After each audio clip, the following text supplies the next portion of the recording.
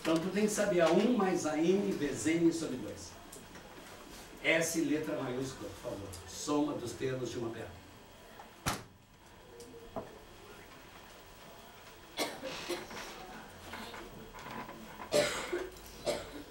Somei este com este, somei este com esse.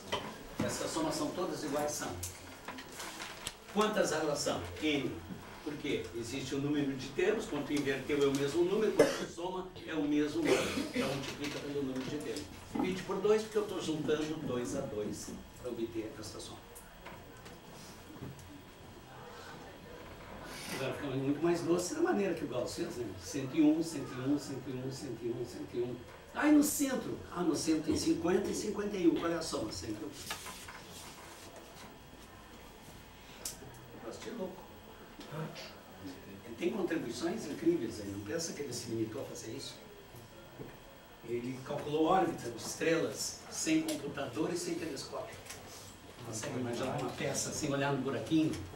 Conseguir dizer aonde uma estrela vai aparecer em 5 países do mundo, com a latitude, longitude, todas as regulagens que o telescópio tinha que ser colocado, para que cientistas em 5 países do mundo, no mesmo dia, na mesma hora, claro, com as diferenças de fuso horário, observasse a mesma estrela que todos estavam procurando e não achavam. Essa peça fez isso sem computador e sem olhar no telescópio, só fazendo cálculos. Uma fera. Tanto é que ele ganhou um título que pouquíssimos na história da ciência conseguiram, o príncipe da matemática. Hélio, se de repente eu me pedir na prova a soma dos termos de uma PA e te dar, no caso, o 15º termo. Sim, mas eu vou tirar mais alguma coisa. Tá. Vou te dar o 15º termo. E quer saber a quantidade de termos é ímpar. Quando a gente dá um termo, uma PA de N termos ímpares. Porque ali eu tenho 100, o número para, eu somo 2 a 2. Mas se sobrar um, se fosse 101. Ele vai ser o termo médio. É, E o termo médio é a média aritmética dos sistemas. Sempre que a quantidade de elementos da tua progressão for ímpar, tem termo médio. Como é que eu jogo uma fórmula? Aí só lendo a questão com calma para poder ver. Porque assim, da forma que tu estava dizendo, ela me parece incompleta a questão. A questão está faltando alguma informação. Depois tu vê a questão completa e me passa. Porque o cara não pode só te pedir um termo 17º, te dar o 17º, o 15º, e não te dá mais nada. Tem que dar mais alguma informação, senão não chega lá. Tá, no caso assim, são 200, uma soma de 200 números e múltiplos de 6. Claro, aí tu vai achar. Querida, se o cara te pede múltiplos de 3, ele quer a soma dos 30 primeiros termos dessa perna. Então tu vai pensar, quem é o primeiro múltiplo de 3? 0. 0 é múltiplo de qualquer número. Nós achamos os múltiplos de um número pegando os números inteiros e multiplicando pelos naturais. Então se tu pegar, quem são os números naturais do conjunto? 0, 1, 2, 3. É a tabuada do 3. 3 vezes 0, 3 vezes 1, 3 vezes 2, os resultados são múltiplos de 3. 0, 3, 6, 0 é múltiplo de qualquer número e 1 é divisor de qualquer número. Então a senhorita diria, o primeiro termo é 0.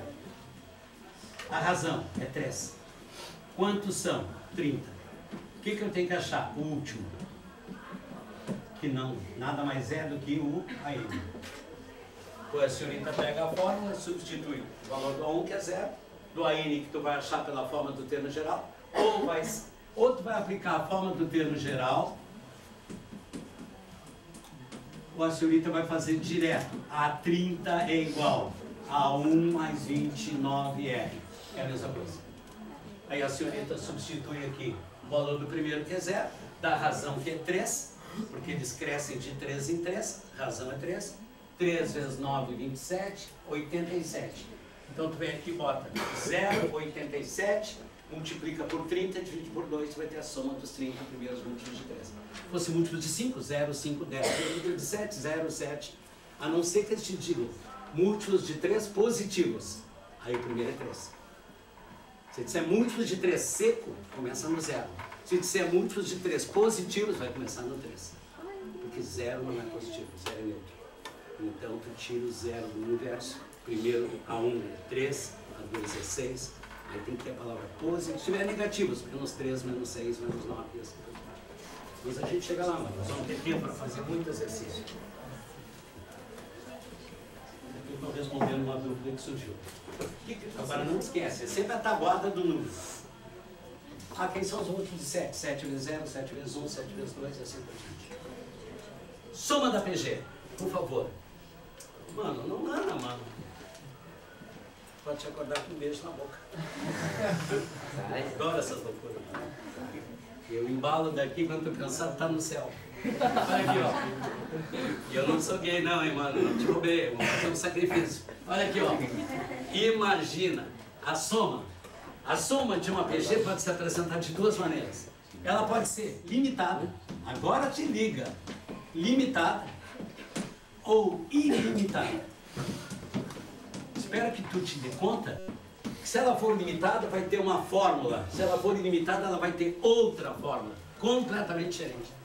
E tu tens que ter a capacidade de, na leitura do texto, identificar qual das duas. Na PA não tem problema, só tem um tipo de soma. Pediu para somar, pronto, é a 1 mais a N. Agora, a PG tem duas. Como é que eu vou saber, Hélio, se é uma ou se é a outra? Como é que a gente descobre isso?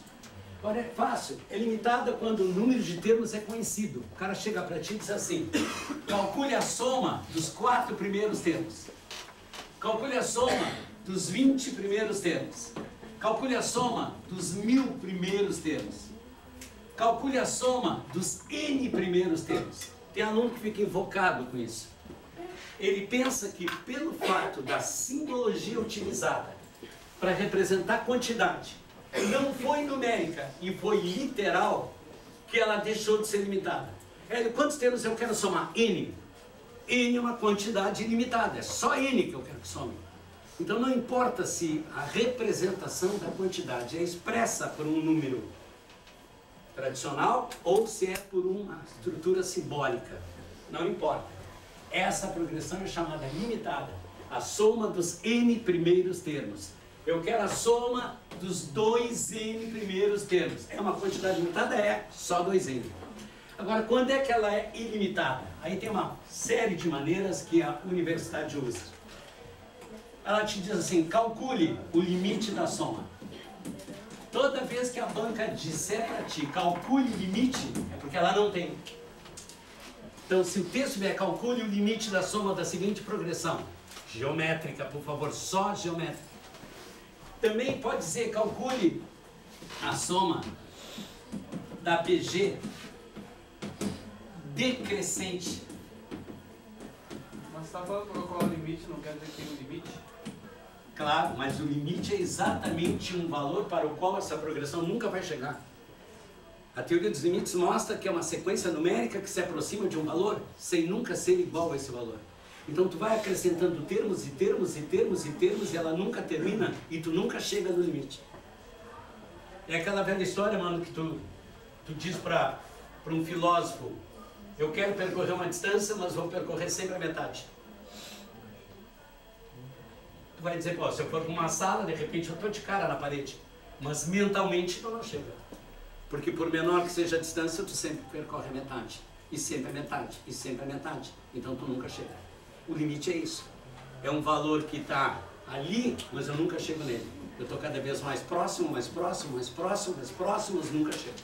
Então ele é o limite. Portanto, o limite da soma é exatamente porque ela é ilimitada. Também o cara vai dizer, calcule a soma da PG decrescente ilimitada. Ou o cara vai te dar uma progressão assim.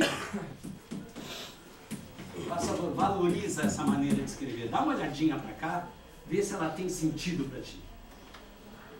Vê se tu enxerga, isso aqui é uma terceira maneira. Estou usando esses números, poderiam ter outros. Olha o que está acontecendo. Eu quero que tu some 50, mais 10, mais 2, mais pontinhos.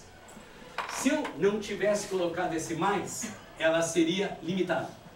Mas quando eu coloco mais pontinhos, eu estou querendo que tu enxergue que depois do 2 vão haver termos. Quantos? Não é como alguns tarados que pensam que são 3. Não, são infinitos. Agora, quantos são? Não dá para saber. Então é uma PG ilimitada. A soma vai ser 62 mais os que vêm depois. Quantos? Não dá para saber. Então ela é ilimitada. Toda vez que tiver este mais pontinhos, te prepara. Ela é ilimitada. Ela não acaba no 2. Ela continua. Somando com os que virão após.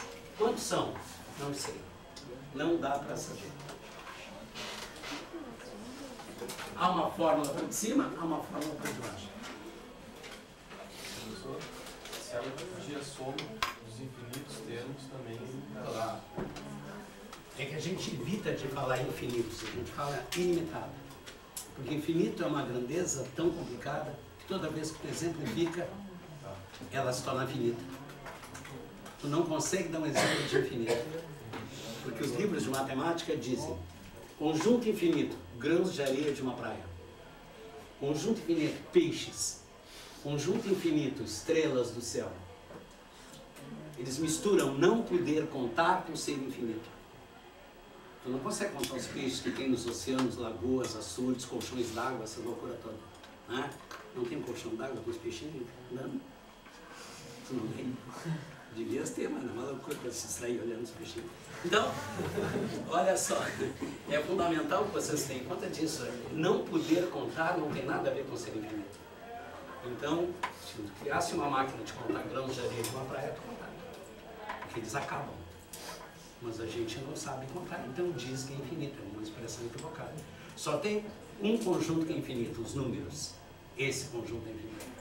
Esse não acaba nunca. Sempre pode dar voltas e voltas no planeta Terra, escrevendo sempre um número a mais, e não acaba nunca. Então, somente os números são conjuntos infinitos. Então, trabalhar com infinito é uma coisa muito complicada. Então, a gente evita. É melhor dizer ilimitado. Quer dizer, não tem limite estabelecido. Quero te mostrar rapidinho. Acho que não dá tempo. Acho que tu já ouviu falar nessas fórmulas. Mas eu não quero jogar essas fórmulas para cima de cada um.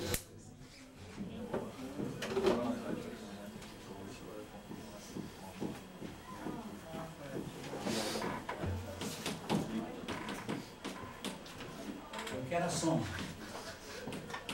O cara te dá uma progressão assim, A1, A2, A3, AN menos 2, que é o antepenúltimo, AN menos 1, que é penúltimo, AN, que é o último. O cara pede para somar esses termos. O que tu faz? Soma todos eles. A1, soma com A2, soma com A3, soma com A4, com A5, com A6, com A7. É isso.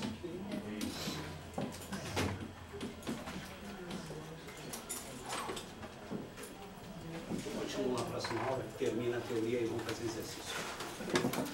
Primeiros extras.